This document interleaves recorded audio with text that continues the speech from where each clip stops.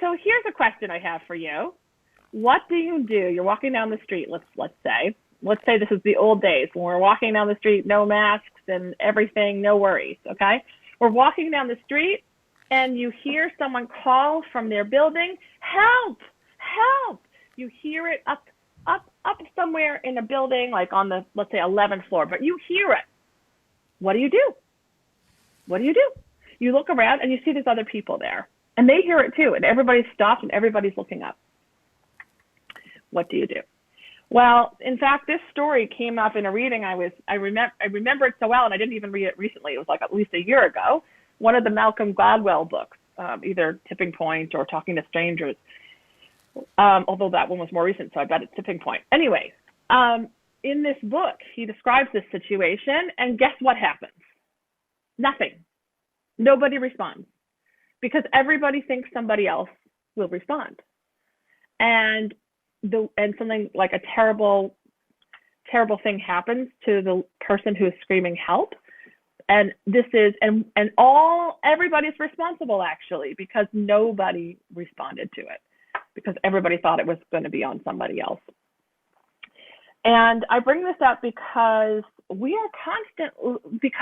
our Torah portion, actually, I'm going to start with that.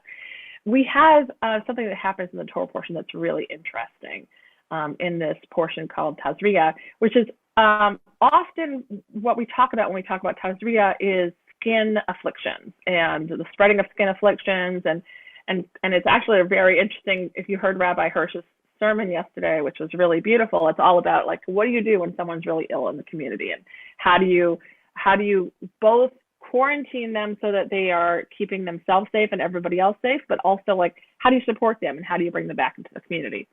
But something happens during this whole process that I want to focus in on, and that is the person themselves is supposed to scream their affliction. They're supposed to say it 2 times. They're supposed to yell that they have tzara'at, tzara'at, or tahara, I'm unclean. And when they yell this, they yell it out to all the people. And if we're the people, how are we supposed to react to that? What is our responsibility when we hear that? And what would the biblical audience have done? And what would we do today? And it really comes down to this really interesting play on compassion. We all have the capacity to draw into our compassion and our feelings of connection for one another.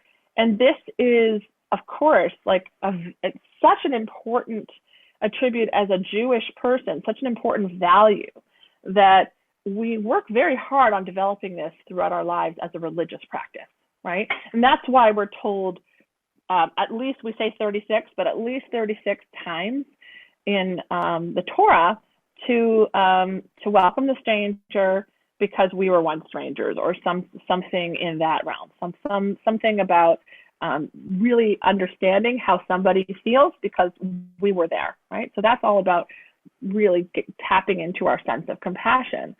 So the question I have for you is, why is that hard sometimes? Why is it hard to tap into a sense of compassion? Why was it that everybody, when they heard that woman screaming, felt something, noticed it, and then walked away? Right? And I can imagine that happening. Or let me give you another example. Walking down, if you're a New Yorker, walking down the street, again, we're talking about a number, maybe 6 weeks ago, before we were all at home. There are so many homeless in our midst, so many, holding up signs, asking directly. What do you do? What do you do when you have someone asking you for help, asking you for money, asking you for food, right? What is your response to them? So I think that there are some things that happen to our compassion that keep us from connecting with it and from offering help. And I think one of those things, which is the one I really want to focus in on together today, is this sense of the primary barrier that we have between self and other, right? When we see somebody in a really bad place that scares us, we don't want to identify with them. There's a natural defensive mechanism that comes up. and we want to separate ourselves and see how different we are. Instead of actually like engaging into our compassion, we actually do the opposite. I think there's like a defense mechanism that pops in, and we try to say, like, ignore that person. I'm not like that person. I'm different than that person. I'm going to step away from that person. And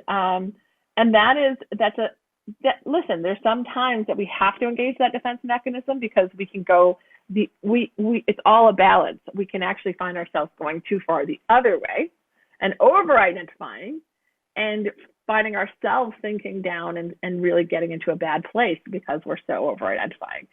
But it's keeping that balance in mind and recognizing it.